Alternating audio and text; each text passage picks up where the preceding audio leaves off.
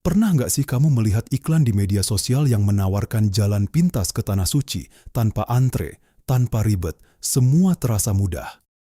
Kedengarannya menggiurkan, tapi di balik itu ada cerita yang jauh lebih gelap. Di tengah hiruk-pikuk persiapan musim haji di Makkah, polisi Arab Saudi justru membongkar praktik yang bikin geleng kepala. 3 warga negara Indonesia ditangkap karena diduga menyebarkan iklan menyesatkan menawarkan layanan haji ilegal lewat media sosial. Bukan sekadar janji kosong, polisi menemukan uang tunai, perangkat komputer, hingga kartu identitas haji palsu saat penangkapan.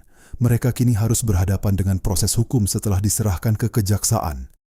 Masalahnya ternyata bukan cuma satu kasus.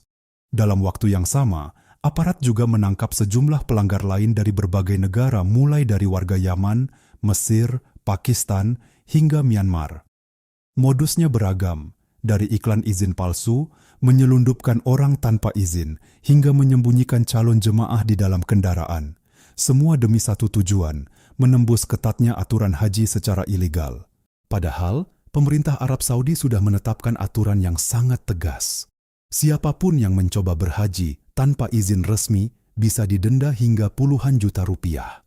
Lebih parah lagi, mereka yang membantu baik menyediakan transportasi, tempat tinggal, bahkan sekadar memfasilitasi, bisa kena denda ratusan juta, deportasi, hingga larangan masuk selama 10 tahun.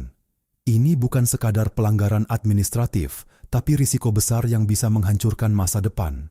Klimaksnya makin mencengangkan. 2 dari 3 WNI yang ditangkap ternyata sempat mengenakan atribut mirip petugas haji Indonesia tahun 2026.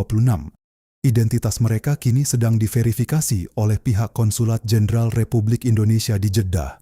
Bahkan, jika terbukti bersalah, mereka terancam bukan hanya proses hukum, tapi juga sanksi berat, pemecatan dan masuk daftar hitam sebagai petugas haji. Di titik ini, pertanyaannya jadi sederhana tapi penting. Apakah jalan pintas itu benar-benar sepadan dengan risikonya? Cerita ini jadi pengingat keras bahwa ibadah seperti haji bukan hanya soal niat, tapi juga soal mengikuti aturan yang sudah ditetapkan. Jalan instan yang terlihat mudah justru bisa berujung masalah besar, bukan hanya untuk diri sendiri, tapi juga orang lain.